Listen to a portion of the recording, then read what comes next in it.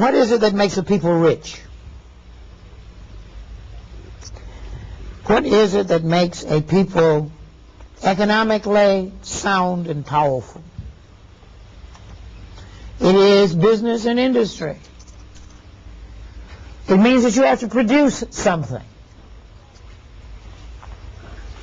If you have a particular culture, then you can produce things to supply that culture, that cultural need. If you have a holiday, such as St. Patrick's Day, the Irish people make a great deal of money on St. Patrick's Day because they have factories and businesses which produce green flowers and green hats, and they produce all kinds of special drinks for that holiday.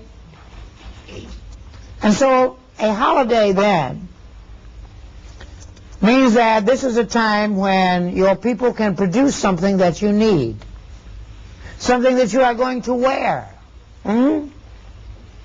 If you are going to celebrate Memorial Day, and you are going to celebrate all of your ancestors who are buried in Africa, and you do have ancestors who are buried in Africa, wouldn't you think? You do have ancestors, because you didn't just start in the cotton fields of America as a race of people. We didn't just come out of the ground in Georgia, Alabama, South Carolina, or Virginia. We came from someplace, and we had, obviously, parents there. Many children were on the slave ships. Many children your age were captured, you know. You saw Roots, And that boy was about your age. And so there were many, many children on those ships coming over here, and they had parents. In some cases, their parents were with them in other sections of the ship, because whole towns were captured over there. It was a terrible time. Whole towns were captured. Everybody was rounded up, put in chains, and marched down to the coast, put on ships, and sailed over here. Well, the important thing is there were families over there, and so they had people who had deceased over there. And so you have ancestors. And so what you do, what every people do, is to call on their ancestors from very ancient times. And when you call on your ancestors every Memorial Day, you do a little ceremony, you go to the cemetery, you put a flag there, and then maybe after that you go on a picnic and you eat. But it's all done in the name of your ancestors. What we do at the Afrikan Village, we do that in an African form. That's only natural, because we're people who've come from Africa. Our ancestors came from Africa. The Chinese and the Japanese will celebrate Memorial Day by celebrating Chinese ancestors, their ancestors who are buried in China, or the ancestors who are buried in Japan. We have to celebrate our ancestors who are buried here, or rather over there in Africa. And so how do we do that? There is the problem. How do you do it? What do you do? And if you don't know, and if your leaders cannot teach you, if they cannot show you and demonstrate on television what you do, if they cannot declare that this is the great celebration of our ancient ancestors, and you will now put a bowl of water there, and you will light a special lamp for your ancestors, well, you will not know what to do. But if you do celebrate your ancestors, and you dress in African clothes on that day, that means that if there are 60 million African Americans in the United States, more than 60 million garments would have to be made if everybody's wearing African clothes on that Memorial Day, And that's how you get an industry. You produce the things that you need for your special days. Your special days are the days in which you celebrate yourself. What day do we celebrate being African? The Chinese have their New Year, and they celebrate being Chinese on that day. They begin every year by celebrating being Chinese.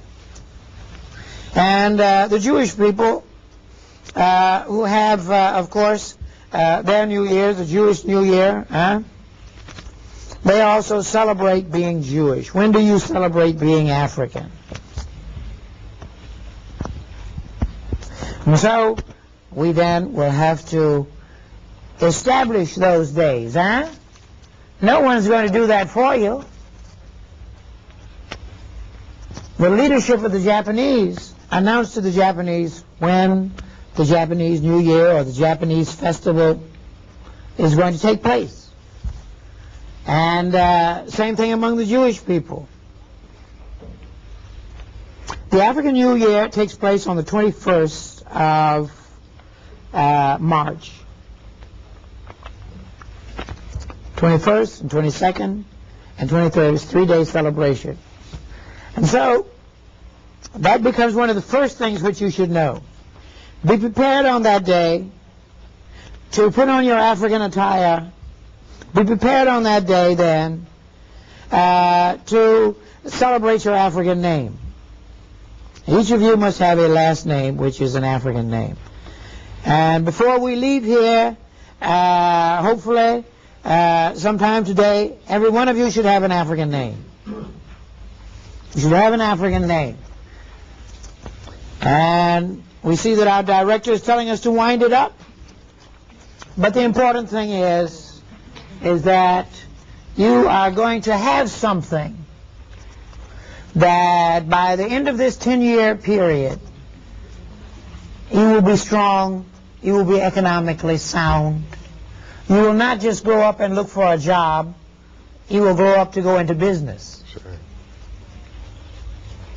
We want you to grow up to go into business, not to look for a job. That means you're ready to do something for someone else. And so in that 10-point program, which hopefully we're going to get a chance again to talk to you about it, we have something that we want you to do. But first we want you to have an African name. We want you to prepare to wear on March the 21st, 22nd, and 23rd African attire. We want you at Memorial Day to be prepared to celebrate an African worship of the ancient ancestors. Same way the Chinese people do, the Japanese people do, the Korean people do, the English people do, believe it or not. The Irish people do. Every people celebrate their ancestors by celebrating their native country that they came from. We're going to also give you a nationality. And if you got a paper and pencil, write down Yoruba. Y-O-R-U-B-A. We studied the Yoruba people, and we found that they lived in big cities just like you do here, so that their culture can be easily transported over here. On that note, we have to conclude. I think they would like, before we wrap it up, Mm-hmm. if you could share